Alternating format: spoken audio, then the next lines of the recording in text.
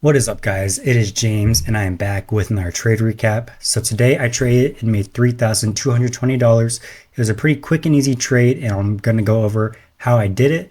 But if you haven't already, subscribe to the channel. I post all my trade recaps, wins or losses. I show it all. I'm just documenting my journey as a day trader and I just took out my first payout. It was a 10K payout, pretty sick, and I'm working towards my next payout. So if you haven't already, subscribe and let's get on to charts. So here we are on Top Step. As you can see, my P&L is $644 across my 5 XFAs.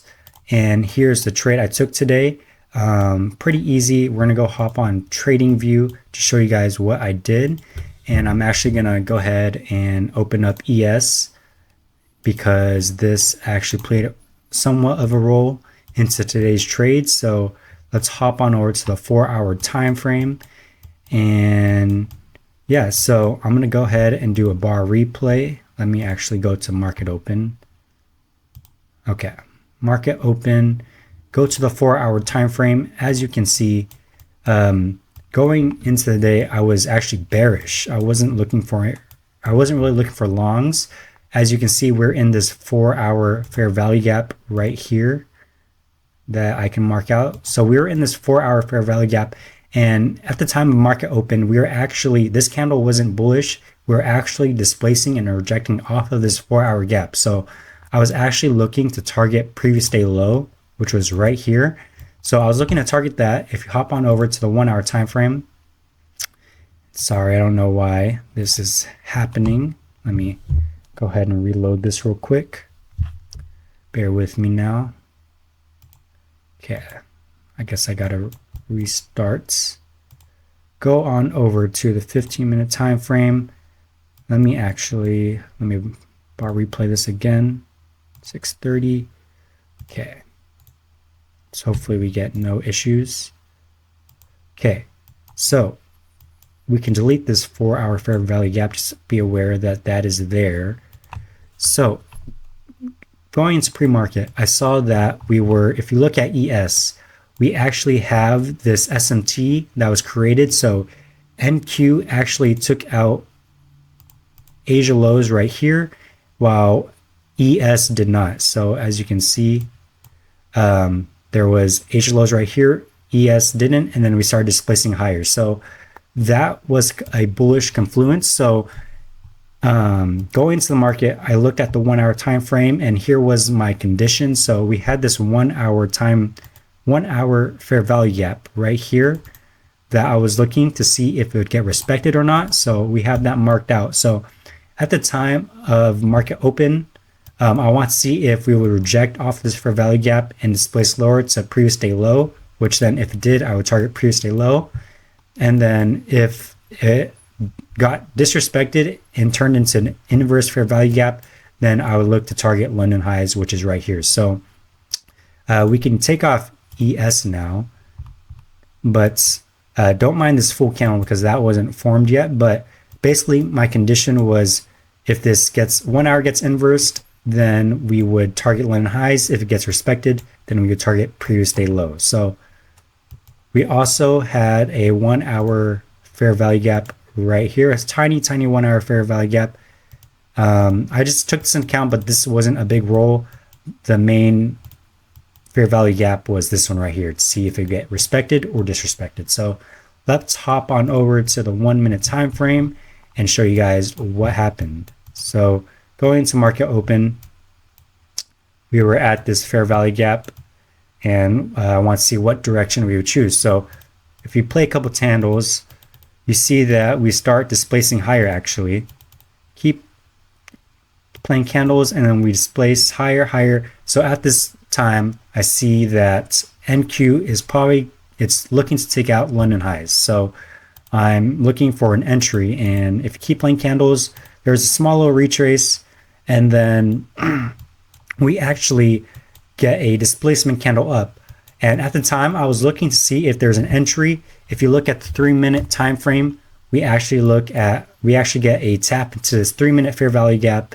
And at the time, I was looking to see if I want to enter or not. I would have to enter mid candle, and my break even point would be at these highs right here. but I decided to stay out just because if you look at the 5-minute time frame, in 1 minute there was actually this 1 minute fair value gap that was looking to open up. So let me mark that out. So first off, I would need to enter below these highs right here, and as I was debating if I want to enter or not, these highs got taken and we are displaced all the way up here. So that was an obvious sign I can't enter anymore. So we never tapped in the 5-minute fair value gap. I didn't FOMO in, and I just continued to wait for candles, play a couple more candles. We get pretty close to London highs. I see that we start a little retrace. So there was a potential entry. I look at this 1 minute fair value gap that opened up, mark that out, and I want to see displacement off of this 1 minute fair value gap. Just because we're getting a lot of volume, I'm looking any sort of retracement is valid to London highs, which is marked out right here. So play another candle. We actually reject off of it, and I didn't want to enter off of this just because we could have entered a little bit lower. We could have retraced a little bit lower and then shot up. So I want to see what the next candle would do. So if we play another candle, we actually displaced up higher. So when this candle was forming, I actually took a mid-entry candle somewhere around here. And what I did was I waited for this candle to start turning bullish. Once it turned bullish, that's when I would enter. I want to see if we would retrace more or if we would start going bullish. And it started becoming bullish. I want to make sure I entered before these internal highs right here. So I entered somewhere around here. I entered in with 2 minis and was risking 16 points. So somewhere around here, 15, 16. So somewhere around here. Let's put that right there. And then obviously I want to at least have a 1-to-1 RR ratio. So if you target London highs, it's not a 1-to-1 RR ratio. So I targeted 1-to-1. So I extended my take profit around here. And then usually I go break even at internal highs. So since London highs were so close, I did not go break even right here just because my entry was so high. Even if I entered down here, I wouldn't go break even just because there's a good chance that we wick down and then take London highs. So my game plan going into this trade was to enter right here and then wait for London highs to get taken. And then once London highs get taken, that's when I'll go break even. So it's either my stop loss gets hit before London highs gets hit, or we hit London highs, then I go to break even and I get hit break even, or we hit London highs and it extends to my TP. So that was my game plan going into this trade. And basically play another candle and TP gets smashed.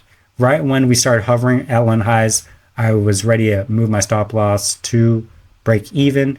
Moved break even right when London highs get taken, and then 30 seconds later my TP gets smashed. So that was the trade today. Pretty easy trade. $644 each count, which comes out to $3,220. Not too bad. And yeah, pretty simple trade. I basically recapping all my trades, documenting my journey. So that is the trade recap for today. I appreciate you guys watching. If you made it to the end, make sure you subscribe to the channel if you want to watch my journey. I've just been documenting everything. I was unprofitable not too long ago, a couple months ago, and I was pretty lost, but trading is all starting to click for me now.